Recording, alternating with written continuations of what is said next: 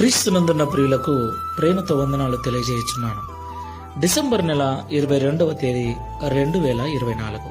ఈ రోజు దేవుడు మనకు చేస్తున్న వాగ్దానం ఏమిటనగా, సామెతల గ్రంథము 20వ అధ్యాయము 7వ వచనం. యథార్థ వర్తనుడగు నీతిమంతుని పిల్లలు వాని తదనంతరము ధన్యులగుదురు. ఆమేన్.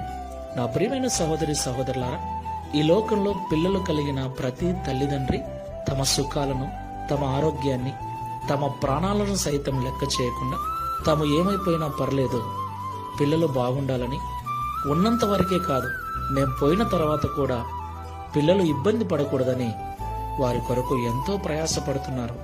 ఎంతో దూరము వెళ్ళి కష్టపడి సంపదను సమకూరుస్తూ ఉన్నారు. దేవునికి మహిమ కలుగును గాక. మంచిదే. అయితే మనం వారి కొరకు పడే కష్టము, మనము వారి కొరకు సమకూర్చే సంపద యథార్థమైన జీవితం